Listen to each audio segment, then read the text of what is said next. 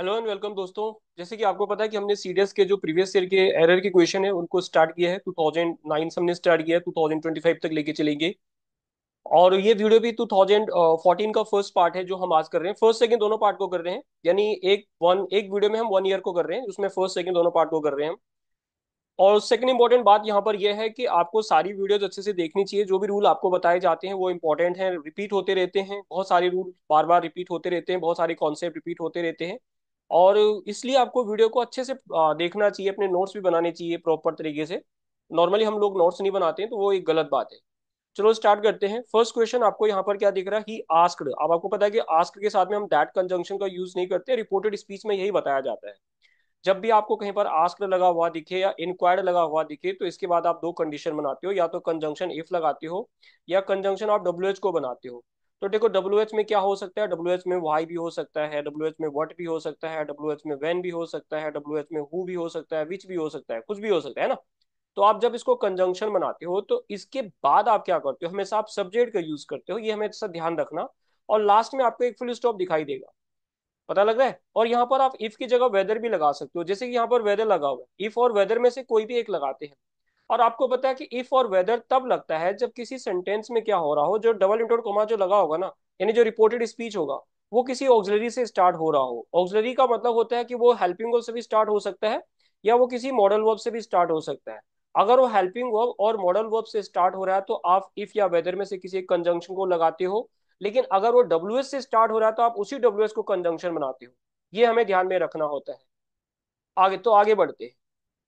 तो he asked her whether she knew what had happened last week. अब आपके mind में एक और क्वेश्चन यहाँ पर आना चाहिए कि यहाँ पर तो व्हाट के बाद हमने हैड लगा दिया। देखो हम डब्ल्यू एच के बाद हेल्पिंग वर्ब उस कंडीशन में लगाएंगे जब हमारे पास कोई सब्जेक्ट नहीं होगा, पता लग रहा है। तो यहाँ पर जो सब्जेक्ट हमारे पास नहीं है तो हम यहाँ पर उस कंडीशन में लगा सकते हैं। पर यहाँ पर तो जैसे हमारे पास सब्जेक्ट क्या था? शी था। ये आपने बहुत इंपॉर्टेंट बात मैंने बताया, ये आपने ध्यान रखना है। यहाँ पर हमने वेन के बाद क्या लगा रखा है? शी लगा रखा है। वेन वॉज लगाया नहीं लगाया? वेन के बाद अगर मैं वेन के बाद यहाँ पर वॉज लगाऊंगा तो ये तो इंटेरोगेटिव बन जाएगा, है ना। तो वेन के बाद अगर मैं हेल्पिंग वर्ब लगाता हूँ तो इंटेरोगेटिव बन जाएगा। तो इसका मतलब ये हो रहा है कि जब आपके पास सब्जेक्ट नहीं है तो आप वहां पर डब्ल्यू एच के बाद में हेल्पिंग वर्ब लगा सकते हो। फर्स्ट क्वेश्चन का आंसर आपको क्लियर हो गया होगा। तो एरर किस में है? ए पार्ट में है। अब चलते हैं नेक्स्ट क्वेश्चन पे। देखो मैं कल भी बात कर रहा था, हमारे पास कुछ ऐसे वर्ड्स होते हैं ना, जैसे कि यहाँ पर अनटिल लिखा हुआ है। अनटिल के साथ साथ आप अनलेस को भी लगा सकते हो। अनटिल हो गया, अनलेस हो गया, या मैंने एक वर्ड बहुत भी बोला था, बहुत हो गया, या हार्डली बोला, हार्डली, स्कार्सली, रेयरली, बेयरली, है ना। या फिर हम यहाँ पे लेस्ट को लगाते हैं, लेस्ट से क्वेश्चन भी आएगा एक। इनके साथ में हम क्या करते हैं? नॉट का यूज गलती से भी नहीं करते हैं, आपने खास बात का ध्यान रखना होता है। तो अनटिल के साथ में हम क्या करेंगे? नॉट नहीं लगाएंगे। और अनटिल और अनलेस के साथ आप प्रेजेंट इंडेफिनिट टेंस का भी यूज करते हो, ये भी आपने ध्यान रखना। तो until you you do you don't go की जगह हम लगाएंगे अनटिल यू गो। ठीक है, प्रेजेंट इंडेफिनिट टेंस को यूज करेंगे तो डोंट लगाने की जरूरत नहीं है इधर। तो एरर इसका भी किस पार्ट में आ गया? ए पार्ट में आ गया। तो आपको पता लग गया कि यहाँ पर मैंने क्या बातें बोली। जो भी बातें बोली है सारी इंपॉर्टेंट है, ध्यान से देख। नेक्स्ट क्वेश्चन पे चलते। देखो यहाँ पे लिखा है कि I didn't know where they were going. देखो अब यहाँ पर क्या दिख रहा है आपको? वेयर के बाद क्या दिख रहा है? यहाँ पर सब्जेक्ट दिख रहा है। और यहाँ लास्ट में क्या दिख रहा है आपको? फुल स्टॉप दिख रहा है। इसका मतलब कि यहाँ इसलिए दिक्कत नहीं है कोई। Where they were going nor could I understand why had. अब देखो यहाँ पर क्या दिख रहा है आपको? वाई के बाद क्या दिख रहा है? हेल्पिंग वर्ब दिख रहा है। जबकि हमें लगाना क्या चाहिए वहां पर? वाई के बाद यानी डब्ल्यू एच के बाद क्या लगाना चाहिए? सब्जेक्ट लगाना चाहिए। जब हमारे पास सब्जेक्ट दे है तो हम उसको लगाएंगे और हैड को बाद में लिखेंगे, क्योंकि यहाँ पे फुल स्टॉप लगा हुआ है। जैसे उसने यहाँ पर किया वैसे हम यहाँ पे भी करेंगे। तो इसका मतलब इसके पार्ट सी में एरर हो जाएगा इस क्वेश्चन की। क्वेश्चन नंबर 3 के सी में एरर है। आपको लॉजिक पता लग गया क्यों है? आगे चलते। देखो the distinguished visitor said that, past में बात हो रही है। He had great pleasure to be, जो भी लिखा है यहाँ पर। तो देखो हम यहाँ पर क्या बोलेंगे? He had a great pleasure. He had a great pleasure, जैसे हम बोलते हैं ना, he had a great pleasure to be with us for some time. आगे कोई दिक्कत नहीं है। आगे आपके माइंड में यहाँ पर कुछ डाउट आएगा। And that the pleasure was all the great. अब बोलोगे कि यहाँ पर ऑल द ग्रेटेस्ट आना चाहिए। तो ऑल द ग्रेटेस्ट तब लगाएंगे हम जब प्लेजर्स उसको ज्यादा होगा, मीन्स जब बहुत ज्यादा के बीच में, मतलब बहुत ज्यादा का मतलब 2 प्लस से, 2 से ज्यादा के बीच की कंपैरिजन जब होती है ना, तो तब हम सुपरलेटिव डिग्री को लगाते हैं। और 2 के बीच की कंपैरिजन में हम क्या लगाते हैं? कंपैरेटिव डिग्री को यूज करते हैं। तो यहाँ पर ऐसा कोई दिक्कत नहीं है। Because his visit afforded him an opportunity to study the working of an institution of such eminence. Eminence मतलब फेमस होता है, एज आर्स। तो यानी यहाँ पर कोई दिक्कत नहीं है। और आपको पता लग गया कि यहाँ पर एरर जो बनेगा वो ए पार्ट में बनेगा, सी बी पार्ट में नहीं बनेगा, तो जरा ध्यान रखना। अगला क्वेश्चन चल, क्वेश्चन नंबर 5 की तरफ। देखो यहाँ पर, please convey my best wishes back to your parents. तो विशेष के साथ हम बैक को यूज नहीं करेंगे, तो हम सिंपली क्या बोलेंगे, please convey my best wishes to your parents बोलेंगे। तो यहाँ पर बैक लगाने की जरूरत नहीं है, तो सी पार्ट में एरर आ जाएगा। बड़े ध्यान से देखना इसको। अभी एक क्वेश्चन अब और भी आएगा, रिटर्न बैक, रिटर्न के साथ भी बैक नहीं आता। आगे चलते हैं, the call of the sea have always found an echo in me. तो देखो हैव के साथ फाउंड लगा रखा है, कोई दिक्कत नहीं है। अब यहाँ पर आपने देखना है कि अगर आपको ऑफ दिखता है और ऑफ से पहले भी आपको एक सब्जेक्ट दिख रहा है, सब्जेक्ट क्या होता है, नाउन या प्रोनाउन, और ऑफ के बाद भी आपको एक सब्जेक्ट दिख रहा है, तो मोस्ट ऑफ द टाइम, मैं कल भी बोल रहा था, 95% टाइम पे आप क्या करोगे, जो फर्स्ट वाला होगा उसके अकॉर्डिंग आप वर्ब को यूज करोगे। आप सेकंड वाले में क्या लिखा है इसको नहीं देखोगे आप, क्योंकि ये जो कॉल है यहाँ पर ये नाउन का काम कर रहा है और सी भी नाउन होता है। तो यानी यहाँ पर भी ये सब्जेक्ट है और ये भी सब्जेक्ट है, तो इससे मतलब इसका मतलब हम ऑफ से पहले वाले को सब्जेक्ट कंसिडर करेंगे, ऑफ के बाद वाले को नहीं करेंगे। Most of the time 95% time पे ये ट्रिक काम करता है। एक दो जगह पे काम नहीं करता है, जैसे कि किस जगह पे काम नहीं करता है, एक तो जैसे मैंने यहाँ पर बोला अ नंबर ऑफ। अब यहाँ पर क्या दिख रहा है, अब नंबर ऑफ मैंने बोल दिया स्टूडेंट्स। तो आप क्या करोगे यहाँ पर, आप स्टूडेंट्स के अकॉर्डिंग यहाँ पर क्या करोगे, वर्ब को यूज करोगे। तो नंबर ऑफ स्टूडेंट्स आर बोलोगे यहाँ पर आप, यानी आपने ऑफ से पहले वाले को नहीं देखा। लेकिन अगर मैं यहाँ पर द नंबर ऑफ बोल देता हूँ, द नंबर ऑफ, और यहाँ स्टूडेंट्स बोल देता हूँ, तो अगर मैं द नंबर ऑफ स्टूडेंट्स बोलता हूँ, तो आप फिर फर्स्ट के अकॉर्डिंग यूज करते हो। इसका मतलब अ नंबर ऑफ जो होता है प्लूरल होता है, और द नंबर ऑफ जो होता है वो सिंगुलर होता है। ये मेरी बात आपको समझ आ गई होगी।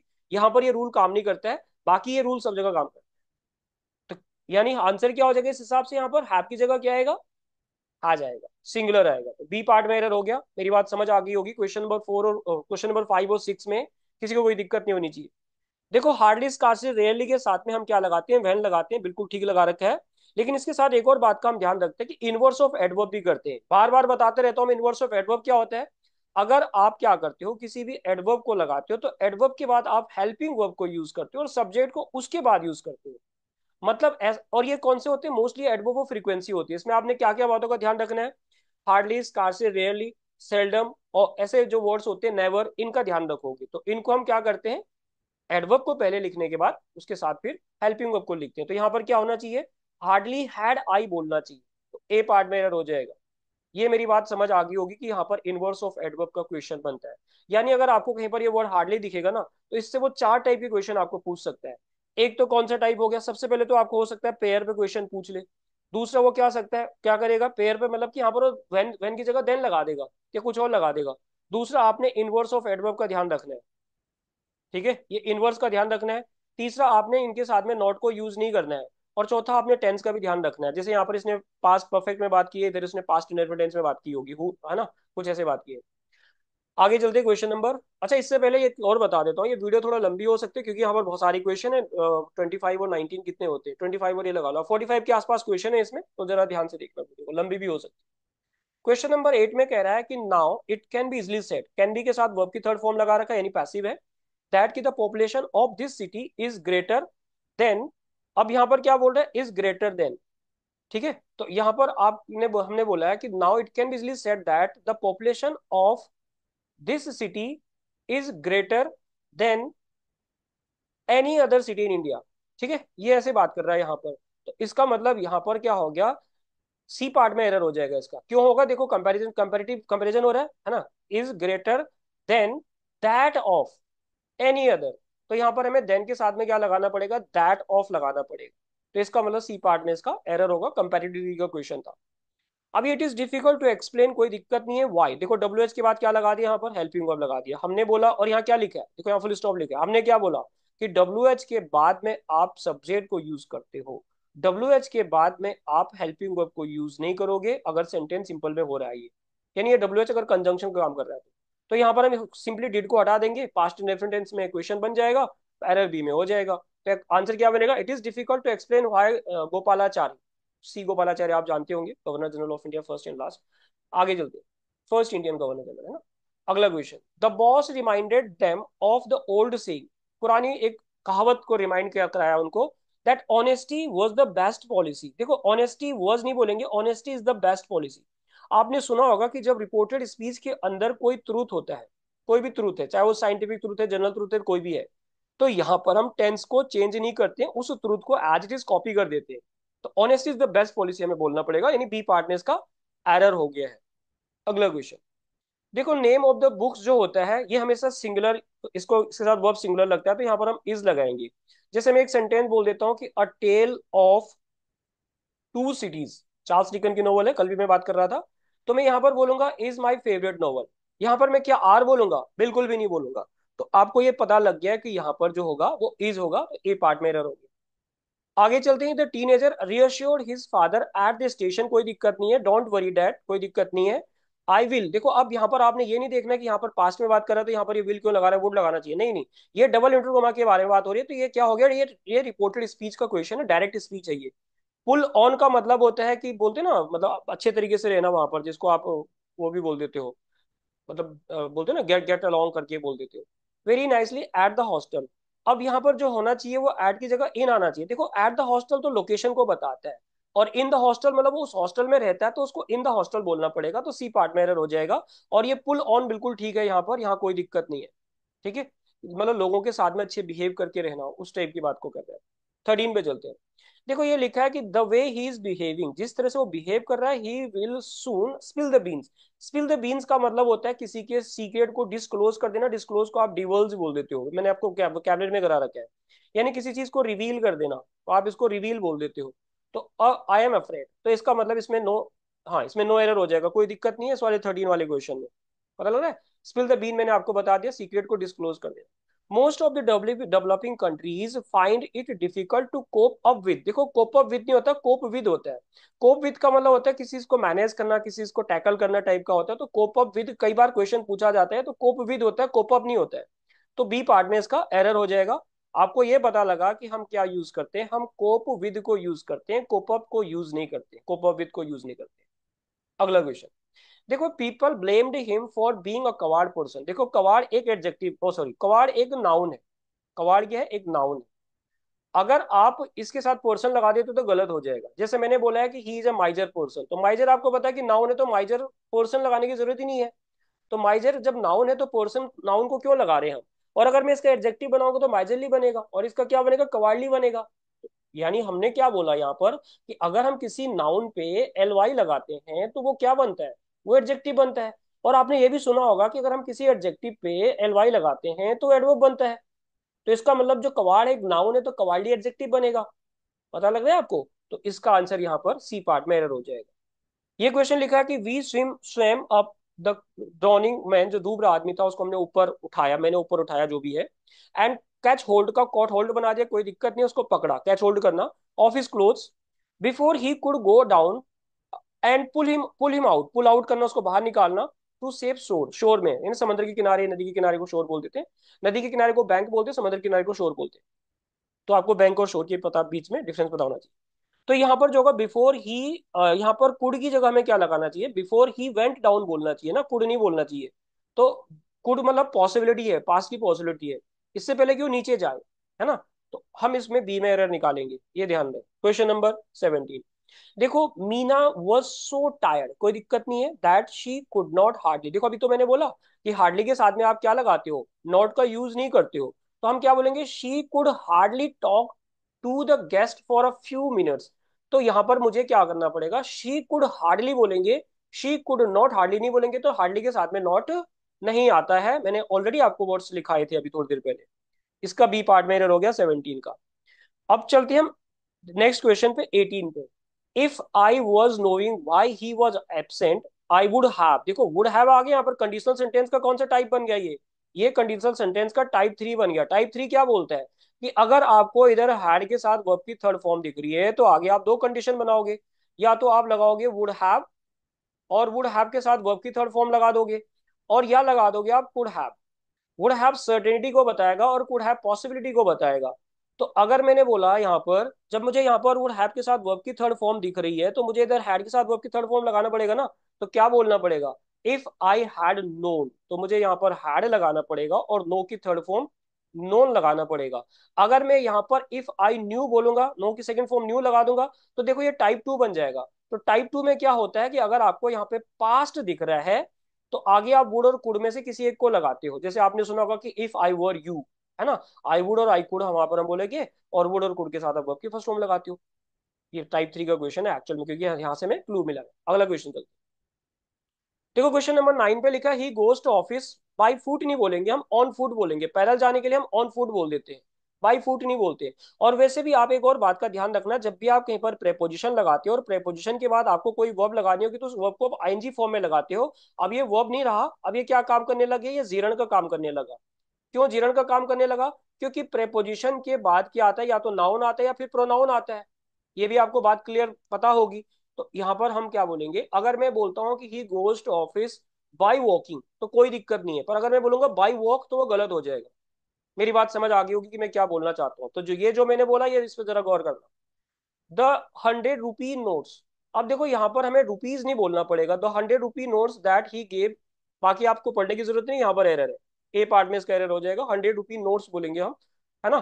तो रुपीज नहीं बोलना पड़ेगा वहां पर, क्योंकि आपको ये पता है कि ये नाउन का काम कर रहा है, तो ये एडजेक्टिव प्लूरल थोड़ी बनेगा।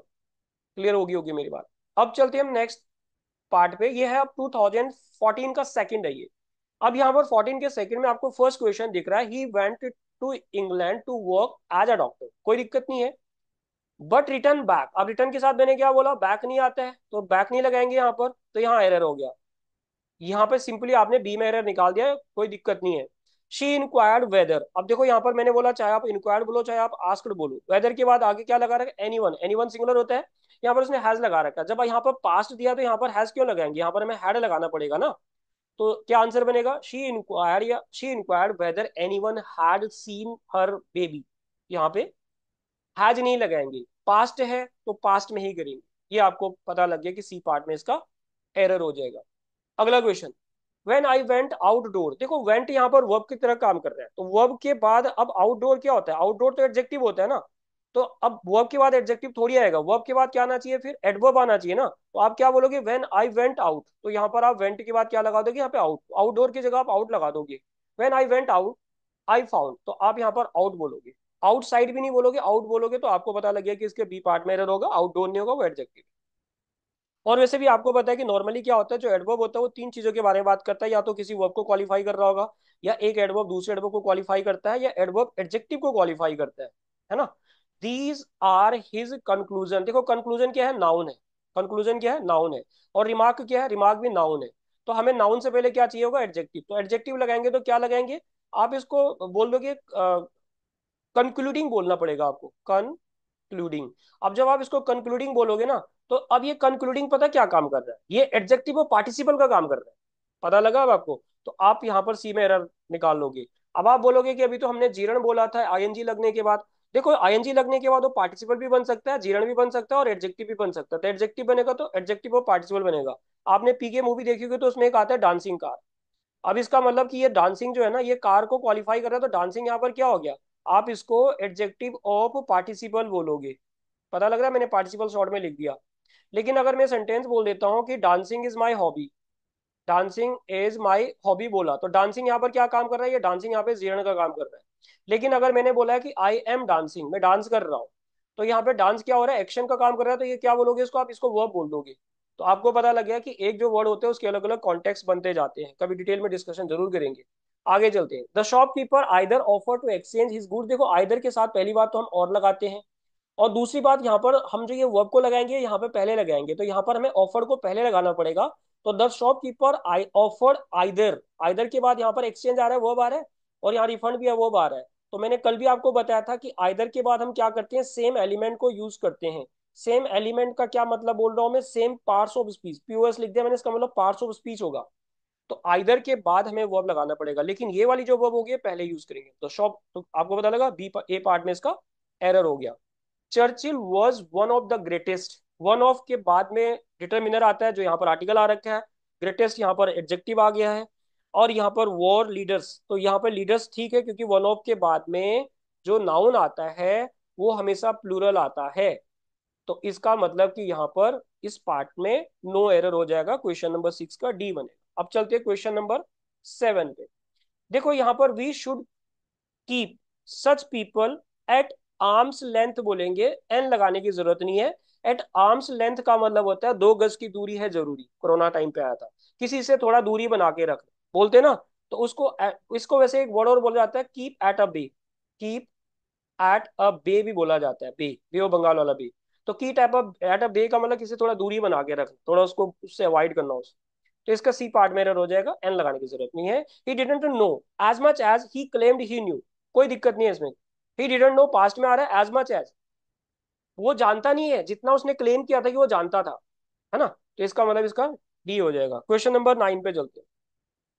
देखो 9 में क्या लिखा है, that was very dangerous, you might have been killed. यहाँ पर आपको क्या दिख रहा है, बीन दिख रहा है, बीन के बाद वर्ब की थर्ड फॉर्म दिख रही है। बीन के साथ जनरली 3 कंडीशन बनती है, क्या क्या बनती है। बीन के साथ या तो कोई विदाउट मेन वर्ब, ये मैंने लिख दिया विदाउट मेन वर्ब, कोई एक्शन नहीं होगा बीन के बाद, तो ये प्रेजेंट टेंस या जो भी टेंस होगा उस टेंस को बताएगा, प्रेजेंट पास्ट फ्यूचर को बता सकते हैं। बीन के बाद आप अगर वर्ब की थर्ड फॉर्म लगा रहे हो तो इसका मतलब ये सेंटेंस पैसिव हो जाएगा, जैसे कि यहाँ पर भी पैसिव है। और बीन के बाद आप वर्ब की आईएनजी फॉर्म लगाते हो तो इसका मतलब ये सेंटेंस क्या होता था, परफेक्ट कॉन्टिन्यूअस टेंस का बन जाता है। तो अब यहाँ पर कोई दिक्कत नहीं है। अब यहाँ पर आपने ये नहीं बोलना कि that was a very dangerous. देखो अ तो तब लगाओगे आप जब यहाँ पर कोई नाउन होगा, बिना नाउन का तो नहीं लगाएंगे ना। डेंजरस क्या है यहाँ पर, एडजेक्टिव है ना। पता लगा, जिस लास्ट की जिसके वर्ड जिस वर्ड के लास्ट में ओयूएस आ जाता है एडजेक्टिव बन जाता है। तो इस वाले पार्ट में 9th का भी आंसर आप डी को टिक कर दो। My friend is going to movie every week, देखो यहाँ पर उसके हैबिचुअल एक्टिविटी को बता रहा है। तो यहाँ पर इज गोइंग क्यों बोलेंगे, ऐसे क्वेश्चन पहले भी आया था सीडीएस में, वो एवरी डे वाला। तो यहाँ पर हम क्या बोलेंगे, माई फ्रेंड गोज, तो यहाँ पर आप गोज बोलोगे, उसकी हैबिचुअल एक्टिविटी है, प्रेजेंट इंडेफिनिट टेंस में बात हुई। बी पार्ट में इसका एरर आ गया। अब चलते क्वेश्चन नंबर 11th पे। They sit at the window, place को बता रहा है, एट द विंडो कोई दिक्कत नहीं है। And watch traffic, the traffic, यहां भी कोई दिक्कत नहीं है। तो इसका मतलब कि इस क्वेश्चन का आंसर भी क्या हो जाएगा, इसका आंसर भी डी बन जाएगा, 11 का आंसर डी होगा। आई started early for the station, कोई दिक्कत नहीं है, लेस्ट लगा दिया। लेस्ट के बाद मैंने आपको 2 बातें बताई। एक तो लेस्ट के साथ आप शुड को यूज करते हो, ये हमेशा ध्यान रखना, आप विल वगैरह कुछ यूज नहीं करोगे। और लेस्ट के बाद आप नॉट को भी यूज नहीं करोगे, ये लेस्ट कहीं ना कहीं अदरवाइज का सेंस बनाता है। तो यहाँ पर हम नॉट को यूज नहीं करेंगे, तो इसका मतलब इसकी सी पार्ट में एरर हो गया। तो I started early for the station lest I should miss the train. या जैसे मैं सेंटेंस बोल देता हूँ, work hard lest you should fail. You will fail नहीं बोलेंगे, यू वुड फेल नहीं बोलेंगे। तो लेस्ट के साथ हम शुड को यूज करते हैं और लेस्ट के साथ में हम नॉट को भी यूज नहीं करते। आगे चलते हैं question number 13। I wanted to see that whether they had, यहाँ पे वेदर लगा रहा है, यहाँ पे दैट लगा रहा है, ये भी कंजंक्शन ये भी कंजंक्शन। अब यहाँ पर क्या हो रहा है, दैट लगाने की जरूरत नहीं है, मैं क्या बोलेंगे, आई वॉन्टेड टू सी, मैं देखना चाहता था कि वेदर क्या, they had actually read the notes. तो इसका मतलब इसका बी पार्ट में एरर हो जाएगा। जनरली वैसे होता क्या है, वेदर को हमने एक तो वो देखा था ना, जहां पर मैंने बोला था कि कोई भी सेंटेंस है वो हेल्पिंग वर्ब या मॉडल वर्ब से स्टार्ट हो रहा है, तो आप वहां पर इफ या वेदर लगाओगे रिपोर्टेड स्पीच में। और वेदर के साथ हम कई बार वेदर के साथ और भी लगाते हैं। जब हम वेदर के साथ में और लगाते हैं तो हमें कोई चीज पर डाउट होता है, जैसे मैं बोलता हूँ I am not sure whether he is pass और फेल, पता लग रहा है। तो यहाँ पर वेदर कंजंक्शन का काम कर रहा है, तो सिंपली दैट नहीं लगाएंगे, बी में एरर हो गया। They made him a treasure, treasure मतलब खजांची, आपने बताया ना ट्रेजर का मतलब खजांची, ट्रेजर आपको खजाना पता है। Because they consider as him as honest and efficient, देखो यहाँ पर एज लगाने की जरूरत नहीं है, और ऑनेस्ट से पहले एन लगाने की भी जरूरत नहीं है। क्यों, क्योंकि अगर यहाँ पर आगे नाउन आ रहा होता ना तो तब तो ठीक है आप आर्टिकल लगा सकते थे, पर यहाँ नाउन ही नहीं है, ये भी एडजेक्टिव है ये भी एडजेक्टिव है। तो पता लगा, तो इसका मतलब यहाँ पर एन लगाने की भी जरूरत नहीं है और एज लगाने की भी जरूरत नहीं है। अच्छा, एज लगाने की जरूरत हमें क्यों नहीं पड़ी है उसके बारे में मैं थोड़ा सा आपको बता देता हूँ। कि आपने देखना है कि किसी वर्ड में अगर इलेक्ट वर्ब की तरह काम कर रहा है, या थिंक वर्ब की तरह काम कर रहा है, या कंसिडर वर्ब की तरह काम कर रहा है, जैसे यहाँ पर कर रहा है कंसिडर, ये लिख लेना, ये इंपॉर्टेंट बात बता रहा हूँ मैं। या कॉल अगर कहीं पर आ रहा है, या अपॉइंट कहीं पे लिखा हुआ आ रहा है, या आपको मेक कहीं पर लिखा आ रहा है, या आपको चूज लिखा कहीं पर दिखाई दे रहा है, तो इन वर्ब्स के साथ में हम एज को यूज नहीं करते हैं। एज क्या होता है, एज एक एडवर्ब होता है इस कंडीशन में। वैसे एज एक कंजंक्शन की तरह भी काम करता है और एज एक प्रेपोजिशन भी होता है, पर हम इसको एज एज एन एडवर्ब की तरह देख रहे हैं, तो इनके साथ हम एज को यूज नहीं करते हैं। कंसिडर मैंने यहाँ पे भी लिखा हुआ है, इसका मतलब इसका सी पार्ट में एरर हो जाएगा। जो भी बातें लिखी हैं बहुत इंपॉर्टेंट है। फिर एक क्वेश्चन आएगा कि किसके साथ हम एज को यूज कर सकते हैं, उसके बारे में डिटेल में जरूर डिस्कशन करेंगे जब हम रूल्स को करेंगे। रूल भी बहुत जल्दी आने वाले हैं, थोड़े दिनों के बाद। एक बार सीरीज खत्म कर दो। हैविंग फिनिश्ड यानी परफेक्ट पार्टिसिपल हो गया, हैविंग के साथ हम वर्ब की थर्ड फॉर्म ही लगाते हैं। The paper early he came out of the examination hall, यहाँ पे ऑफ ही लगाएंगे, फ्रॉम नहीं लगाएंगे, यहाँ भी कोई दिक्कत नहीं है। Almost an hour before the bell rang, मतलब इस क्वेश्चन में, क्वेश्चन नंबर 15 में आपको क्या दिख रहा है, कोई एरर नहीं दिख रहा है, ठीक है, कोई दिक्कत नहीं यहाँ पर। The young man had no manner, देखो मैनर नहीं बोलेंगे यहाँ पे, मैनर्स बोलेंगे, क्योंकि नो यहाँ पर डिटर्मिनर का काम कर रहा है, तो यहाँ पर हमें नाउन चाहिए ना, मैनर तो नाउन नहीं है ना, मैनर्स नाउन बनता है, तो यहाँ पर हम मैनर्स बोलेंगे, तो इसका मतलब इसका आंसर सी पार्ट में आ जाएगा, नाउन का एरर। अगला question, no news are good news, तो वैसे भी आपको पता है न्यूज तो सिंगुलर होता है, मैं कल भी बात कर रहा था, न्यूज इनिंग्स वगैरह है ना, या कुछ डिजीज की बात कर रहा था, बुक्स की बात कर रहा था, एकेडमिक सब्जेक्ट्स की बात कर रहा था, ये दिखते प्लूरल हैं बट एक्चुअल में सिंगुलर होते हैं, तो यहाँ पर हमें इज लगाना पड़ेगा, बहुत सिंपल क्वेश्चन। ये न्यूज पे सीरियस और भी एक बार फिर से क्वेश्चन पूछेगा। अच्छा, the work involve is almost impossible to cope with, देखो कोप विद तो यहाँ पे ठीक लगा रखा है, तो इसका मतलब क्या हो रहा है कि क्वेश्चन नंबर 18 का जो हम आंसर बनाएंगे यहाँ पे, इसमें नो एरर बना देंगे। आगे चलते हैं, question number 19, there is no place in this compartment, वो ट्रेन का डिब्बा होता है ना, उसको कंपार्टमेंट बोल देते हैं। देखो यहाँ पे प्लेस की जगह में क्या लिखना पड़ेगा, या तो रूम लिखना पड़ेगा, रूम का मतलब स्पेस लिखना पड़ेगा, तो प्लेस की जगह में स्पेस लिखना पड़ेगा, तो ये क्या हो जाएगा, there is no space in this compartment, इसमें इस कंपार्टमेंट में कोई जगह नहीं है, कोई स्पेस नहीं है, तो आपको ये पता लगा कि यहाँ पर जो एरर होगा वो बी पार्ट में एरर हो जाएगा, वोकैबुलरी का गलत यूजेस था। Shakespeare is greater than any other poet लिखना पड़ेगा यहाँ पर, क्योंकि उसको बाकियों के साथ में यूज कर रहे हैं हम, तो इसमें एनी अदर लगाएंगे, कंपैरेटिव डिग्री की बात कर रहे हैं यहाँ पर, इसमें कोई दिक्कत नहीं थी और इसमें भी कोई दिक्कत नहीं थी, यहाँ पर हमें एनी अदर लगाना पड़ेगा, तो इसका मतलब क्वेश्चन नंबर 20 का आंसर क्या होगा, वो सी में एरर हो जाएगा। अब चलते हैं क्वेश्चन नंबर 21 पे।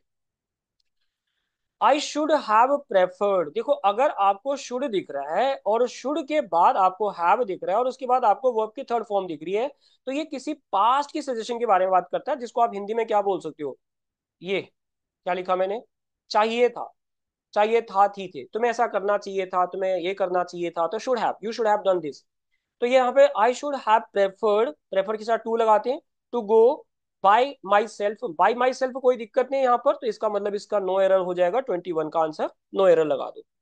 आगे चलते, the minister announce compensation for the victim, victim के बाद क्या लगता है, ऑफ लगता है, विक्टिम के साथ क्या लगता है, ऑफ लगता है, तो यहाँ पे सी पार्ट में एरर हो जाएगा। देखो ऑफ हम किस किस के साथ में लगाते हैं, तो मैं कुछ दो चार आपको लिखा देता हूँ, ऑल्दो बहुत सारे होते हैं, पर जो बार बार यूज करते हैं, एक तो आपने बिवेयर और अवेयर ऑफ सुना होगा, बिवेयर ऑफ डॉग्स, तो आप बिवेयर ऑफ लगा देते हो, या कॉन्शियस ऑफ लगा देते हो, या यहाँ पर आप वो लगाते हो कौन सा, इंस्पाइट ऑफ लगाते हैं, जैसे वैसे तो बहुत सारी चीजें लगाते हैं, कंसिस्ट ऑफ लगाते हो आप, है ना, या फॉन्ड ऑफ लगा देते हो, एक और लिख रहा हूँ मैं, बहुत काम का है, अक्यूज, ये कई बार एग्जाम में पूछा जाता है, अक्यूज के साथ हम ऑफ लगा देते हैं, अक्यूज फ्रॉम वगैरह नहीं लगाएंगे, अक्यूज ऑफ हो गया, कॉन्शियस ऑफ हो गया, कैपेबल भी वर्ड कई बार पूछा जाता है, कैपेबल के साथ फॉर लगाया होता है, कैपेबल ऑफ हो जाएगा, है ना, या कंपोज ऑफ हो जाता है, अशेम्ड, अशेम्ड भी पूछा जाता है, तो अशेम्ड के साथ में भी क्या लगाते हैं हम, ऑफ का यूज करते हैं, है ना, और इनरेज्ड ऑफ हो जाता है, इनरेज के साथ टू लगता है वैसे, इनरेज टू, है ना, होपफुल ऑफ हो जाता है, डिप्राइव ऑफ हो जाता है, डिस्पोज ऑफ हो जाता है, ऐसे वर्ड्स होते हैं। ये जो मैं लिख रहा हूँ ये कभी डिटेल में जरूर डिस्कस करेंगे, जब मैं आपको फिक्स्ड प्रीपोजिशन कराऊंगा रूल में, वहां बात करेंगे, अभी जरा डीप बात नहीं करनी चाहिए। आगे चलते हैं, ऑस्ट्रेलियन टीम लॉस्ट नहीं बोलेंगे, ये देखो लूज, ये तो देखो लॉस्ट हो जाएगा ना यहाँ पर, lost the match yesterday, past indefinite tense हो रहा है, यस्टरडे यानी पास्ट में बात हो रहा है ये, तो यहाँ पे लॉस्ट लगाना पड़ेगा, तो आंसर इसका बी में एरर हो जाएगा। अब चलते हैं, ही टोल्ड अस, पास्ट में बात हो रहा है, दैट ही हैज, अभी प्रेजेंट में क्यों बात करेंगे हम, प्रेजेंट परफेक्ट में, तो यहाँ पर क्या लगाना पड़ेगा, हैड लगाना पड़ेगा, तो he told us that he had not read the book, तो यहाँ जब पास्ट है तो यहाँ भी तो पास्ट बनना चाहिए, तो सी पार्ट में इसका एरर हो गया है। अगला क्वेश्चन, देखो यहाँ पर क्या लिखा है कि the composition contained even know less than 20 mistakes, अब अगर ये 20 मिस्टेक काउंटेबल नाउन है, तो यहाँ पर हम नो लेस क्यों लगाएंगे, फिर तो हमें यहाँ पर क्या लगाना चाहिए था, जब मैं नो लगा ही रहा हूं तो यहाँ पर फ्यूअर लगा दो, क्योंकि डिग्री की बात करेंगे ना, तो कंपेरेटिव डिग्री की बात करेंगे, इसका मतलब जो होता है कि हम जो फ्यू, अ फ्यू या द फ्यू को यूज करते हैं, ये काउंटेबल नाउन के साथ यूज करते हैं। ऑन द कॉन्ट्रेरी हम क्या करते हैं, जो लिटल और लिटल यूज होता है, इसको किसके साथ यूज करते हैं हम, अनकाउंटेबल नाउन के साथ यूज करते हैं, तो यहाँ पर मिस्टेक जब काउंटेबल है तभी तो उसमें एस लगा हुआ है, तो इसका मतलब, और ये देन भी लगा रहा है, तो कंपेरेटिव डिग्री में यूज करना पड़ेगा, तो मुझे क्या बोलना पड़ेगा यहाँ पर, नो फ्यूअर लगाना पड़ेगा, नो लेस की जगह, मतलब सिंपली लेस की जगह फ्यूअर लगाना पड़ेगा, तो आंसर इसका बी में हो जाएगा। तो ये आपको बात पता लगी होगी। तो आज की वीडियो के लिए दोस्तों इतना ही रहेगा, मैं उम्मीद करता हूँ कि आपको ये वीडियो पसंद आई होगी, अगर आई है तो आप लाइक शेयर एंड सब्सक्राइब जरूर कर सकते हो। मिलती है फिर अगली वीडियो में, तब तक के लिए बाय एंड जय हिंद।